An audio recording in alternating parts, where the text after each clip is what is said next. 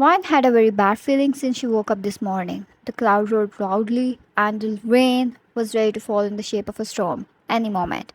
But that wasn't the problem. Her sixth sense was always right, and right now it was giving her some sort of a signal.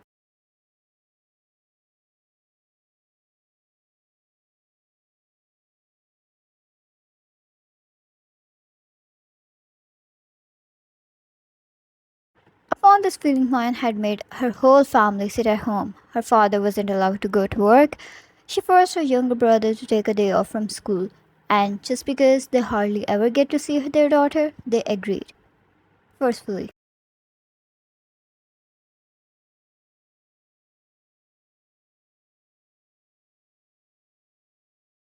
Vine tried calling her husband again, who was a country apart. Vine's family currently lived in Tokyo.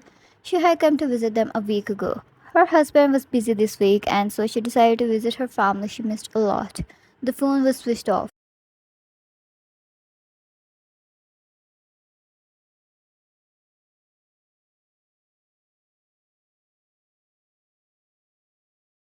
It had never happened before. Jungkook never switches off his phone, especially when Hwine is not around. She then tried calling his guards, the maids. No one was picking up the call, and it resulted in her anxiety getting worse.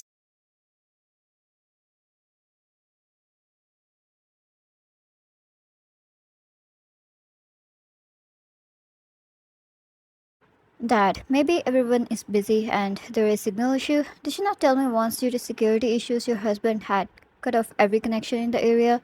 That made sense, but he should have told her before doing that.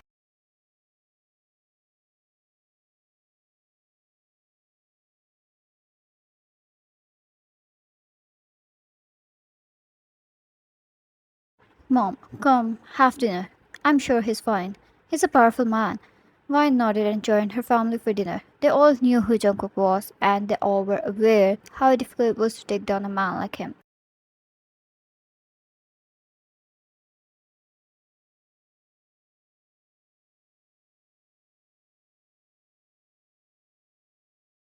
The storm continued to roar outside until the bell rang. It was Vine who rushed to open the door. She didn't know why, but her anxiety kept getting worse, and it crossed to another level when she saw Jungkook's right-hand man standing in front of the door.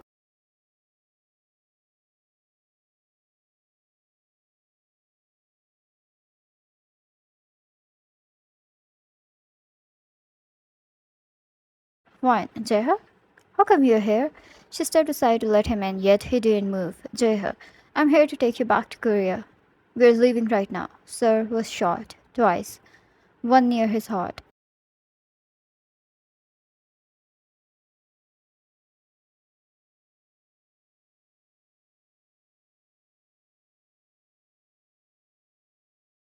The words hung in the air like a death sentence. For a moment, Wine couldn't breathe. Her lips parted, but no sound came out, her body refusing to accept what she had just heard. Shot, Jungkook, near the heart.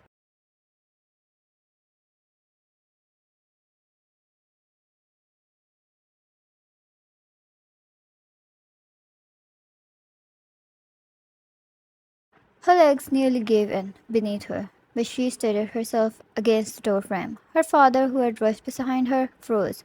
The color drained from his face. Her mother pressed a trembling hand over her mouth.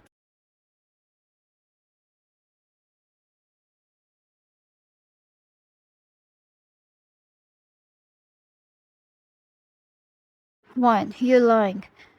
Her voice cracked, quiet and sharp like broken glass, but Jeha's eyes didn't move. His suit was soaked from the storm, his jaw tight, his hands curled into fists at his side. His silence was as long as the storm outside.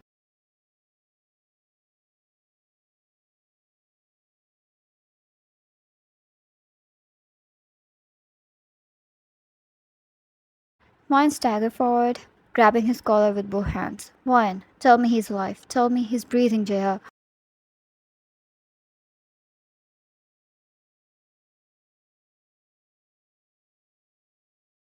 Jeha, he's alive.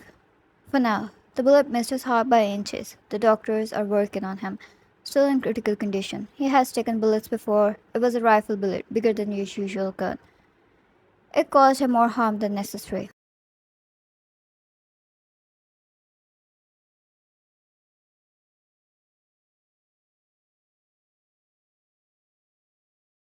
One ears rang, her vision blurred.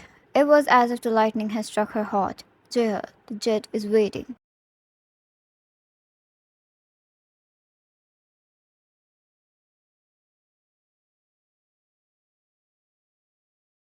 Within an hour, Wine was in the jet.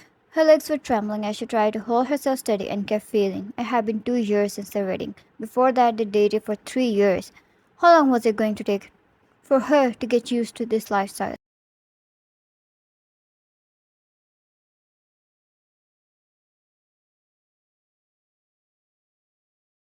Wine, he said he was busy this week.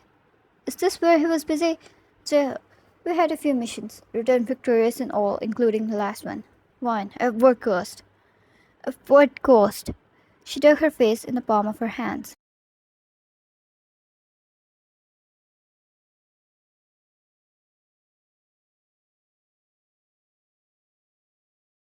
Upon reaching her mansion, after hours of flight and traveling, she rushed past everyone.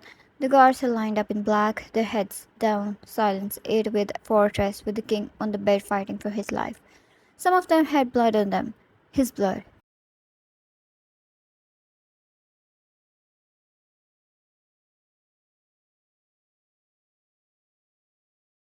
One rushed to the medical wing and entered where Jungkook was. Before she could ever process, the doctor had said, "Madam, you can't be here."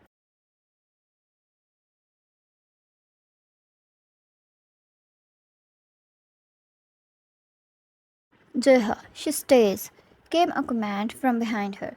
A man so tall loomed over her like a shadow guardian from behind. Wine's legs trembled as she slowly stepped near his bed. The doctors weren't doing anything anymore, yet he wasn't awake.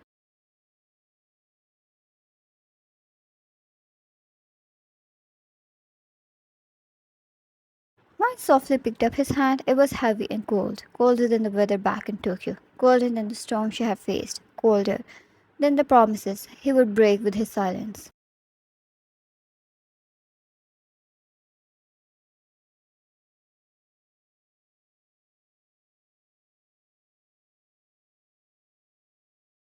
Jeha, report. Doctor, the bullets were removed. He has taken severe damage. For now, we have done everything we could. He needs to wake up within 24 hours.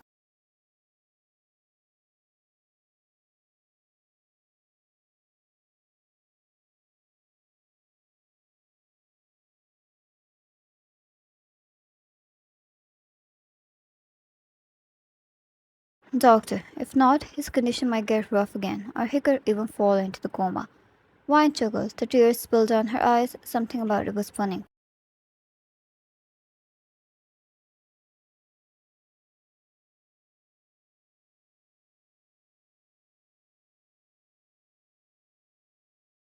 Wine, coma, and Jungkook? Look what they're talking about. Bet they won't dare to say that on so that they're using this opportunity. She took a seat beside him, bringing his hand to her cheek.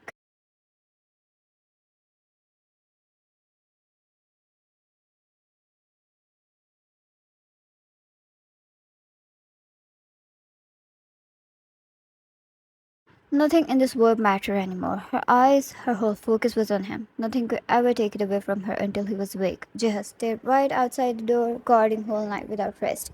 The doctor stayed in the corner for any situation.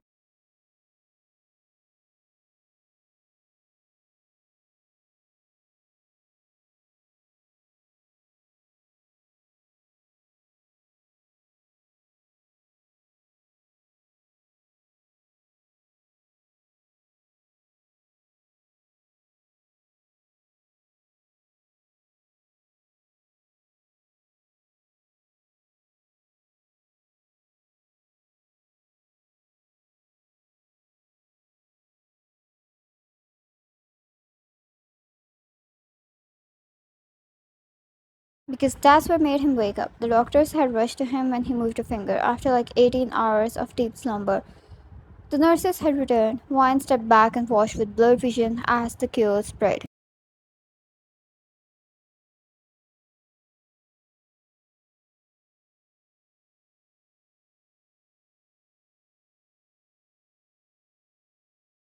Jeha had returned to their side and Jungkook had woken up. His condition stabilized quicker than normal beings. His body healed quicker than the others, being used to getting hurt since childhood.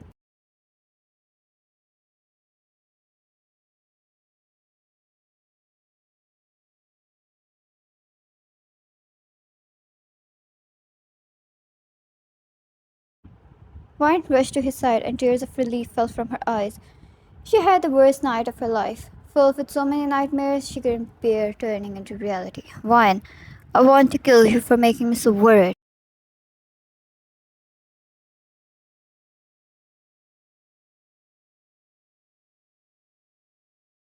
JK, why are you wearing such thin clothes? You'll catch cold. She let her cry and placed her head against his, held his cheeks with trembling hands. Wine, idiot.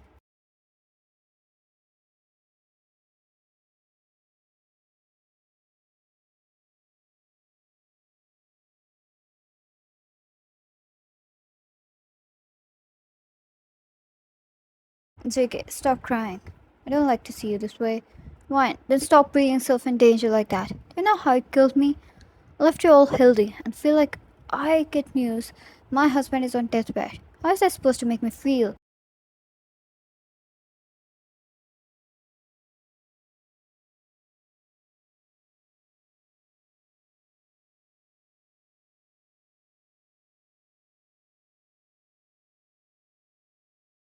She nagged, and when the doctor tried to step in between, Jungkook raised a finger. Out, was all he said. He didn't need a boring ass lecture about his weak body or critical condition. He knew it all. He has experienced it 100 times.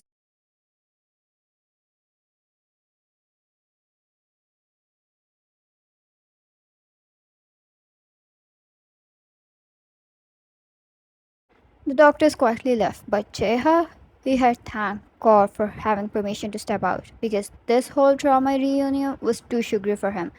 A husband wakes up after getting shot twice and his wife nags at him. Yeah, sure, how sweet, how cringe.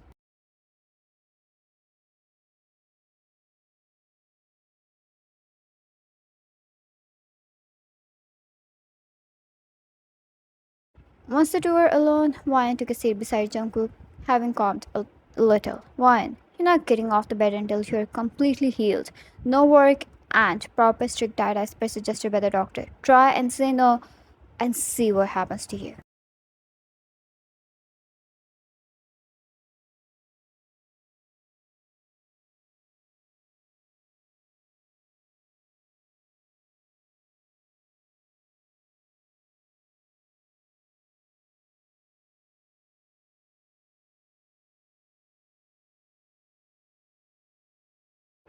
JK, of course, as you say.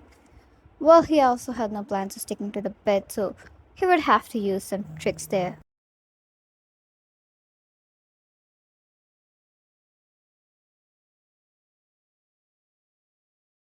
Ryan, and tell that dude of yours if he dared bring you any work, he's going to die by my own hands. She pointed toward the door, mentioning Jeho's door outside, probably sneezing at someone cursing at him.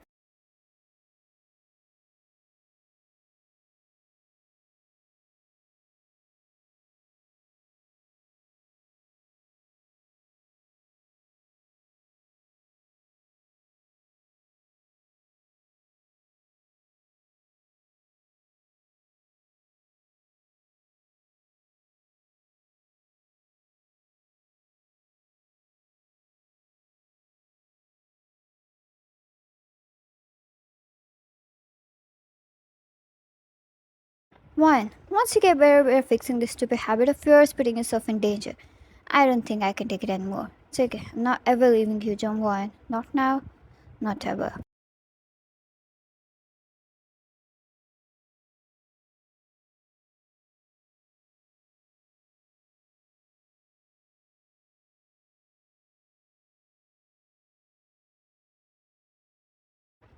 His fingers slipped around her neck until he held her in a chokehold and pulled her in for a kiss. Wine melted against him and returned the kiss.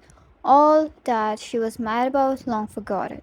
All she could focus on was on him and his kiss. He was alive, he was with her.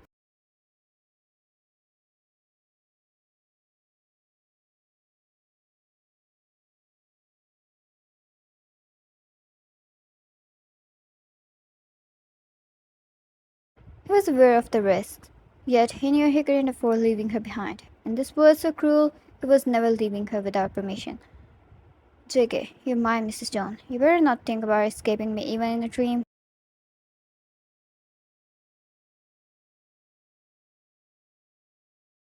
While Jaha stood outside wondering when this sugary moment was going to end so he could proceed with work like a human robot he was.